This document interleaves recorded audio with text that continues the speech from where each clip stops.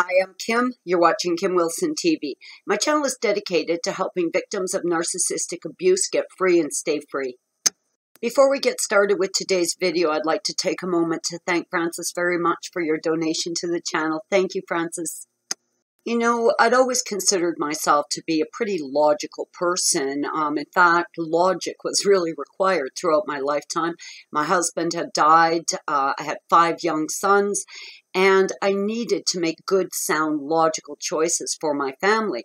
Now, during the 5 years I was with Trevor, I had noticed a switch where I was no longer basing decisions on logic.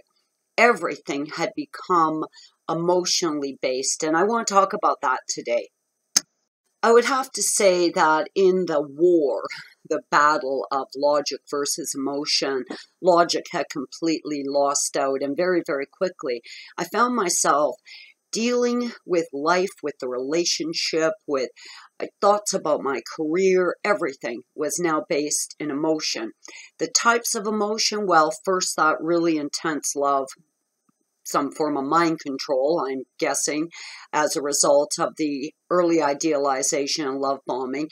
So there was that sort of intense love where I had been led to believe that Trevor was my twin flame or my soulmate.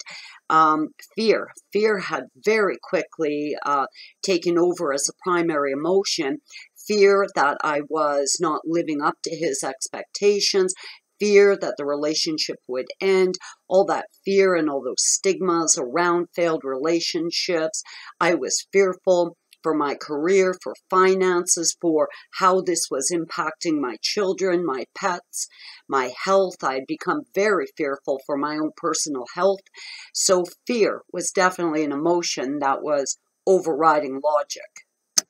Fear was definitely triggering other problems, anxiety, stress, panic attacks, really heightened levels of anxiety, and I was really quite incapacitated from that. I was really struggling with the emotion of sadness. I really had come to believe that I simply wasn't good enough. I was a failure. I was falling short on everything. I mean, I couldn't peel a potato right. I couldn't wash a dish right. I couldn't make a pot of coffee correctly. And this sadness that I was somehow fading away. I had no longer been able to recognize the person I fell in love with, but I had also become unable to recognize myself. He was changing before my very eyes. I was changing before my very eyes, and everything was quite unfamiliar to me. So I was in a very scary place of really not understanding what was going on. And when you're in a constant state of trying to make sense of insanity, well, this in itself was causing all sorts of emotional problems. The emotion of love was truly leading me down a path where I wanted very much to understand him. I wanted to be a good partner to him, someone who is empathetic, compassionate, understanding of his shortcomings. So with all of the decisions, the direction of the relationship, the direction of my life, everything was being pulled by emotion. And it wasn't until I just put my foot down and said, I have got to return to a place of logic. So today, together, right now, if everybody could just snap out of the emotional aspect of this, if we could all just jump forward a moment, put the emotion down for just a moment so we could look at this from a logical standpoint. From an emotional standpoint, empaths, earth angels, truth tellers, way showers want to be empathetic, compassionate, loving, understanding. That is the emotion behind that. We want to be good to people. So from a logical standpoint, if you look at the list of people you want to be good to, ask yourself, is your name on that list? Because I know for me, my name was not on that list. I had not put myself on that list. Though I am a person, though I am a human being, though I was a person that I clearly identified as being abused, as being mistreated, as needing help, as needing love and compassion and support, I did not put my name on that list. That defies logic. Why would I not have included myself in the list of people that I needed to be nice to? That simply defies logic. Empaths typically don't want to be quick to judge someone. They don't want to condemn people. They want to be fair. They want to be, considerate, compassionate, understanding. So even when the narc is lying to you, cheating on you, stealing from you without physical hard evidence, and even if you think you've got the physical hard evidence, the narc's going to tell you you're crazy. You know what you're seeing, but no, next thing you know, you're questioning yourself, doubting reality. This is all emotion-based. Fear of condemning someone, fear of judging someone, this sort of mind manipulation, now twisting and skewing the facts, when logically, if you could just break out of that emotion for a moment and look at it logically, I mean, how much evidence do you need? Trevor was lying to me. Trevor was cheating on me. Trevor was stealing from me. Trevor was smear campaigning me. Trevor was messing with my mind. I know that from a logical standpoint. I could see the destruction. I could see the crazy making, the chaos. It was an absolute festival of ignorance.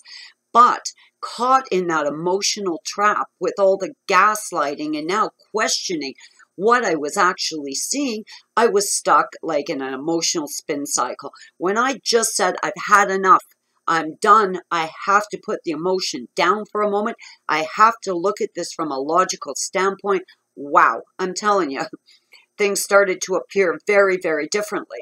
From a logical standpoint, I could look at the facts as the facts were, not with a gaslit mind. The facts as the facts were. Why would I want an abusive person in my life? Well, the answer to that was no. I don't want an abusive person in my life. Do I really love so unconditionally that I'm going to allow someone to lie to me, cheat on me? The man not only cheated on me, but said he did it with the intention of giving me syphilis.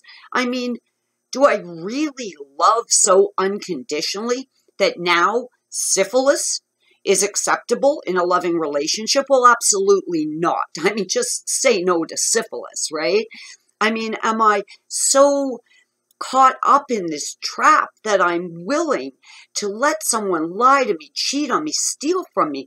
When Trevor was stealing from me, he was stealing from me, from my children, from my family. If I was willing to let him steal from me, was I willing from a logical standpoint to allow him to steal from my children? The answer to that too is no. I knew that the relationship felt bad. I knew the relationship was really negatively impacting me, but it was emotion that got me hoovered back. I mean, I don't know how many times, 7, 8, 10, I don't know. It was emotion that caused me to leave that portal open. It was when I put the emotion down for a minute and looked at it from a logical standpoint, was able to say, out loud, Kim, why would you ever allow someone who is harming you, harming your family, destroying your finances, crushing your sense of self-esteem, causing you to be fearful, stressed out, anxious?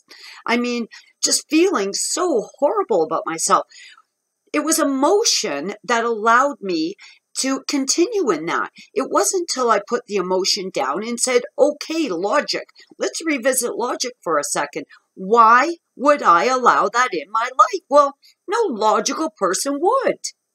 Emotion had definitely been running my life, but able to put the emotion down and look at the abuse, at this horrendous situation from a logical standpoint, logically, that is not what I want for my life. And that has been really liberating.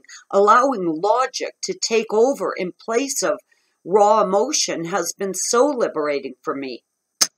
Now, if you were able to put the emotion down for a minute, leave it down. Don't pick it back up again. Let's all try and stay really focused on the logic of this today. I'm Kim. You're watching Kim Wilson TV. I hope you guys are having a great narc-free day.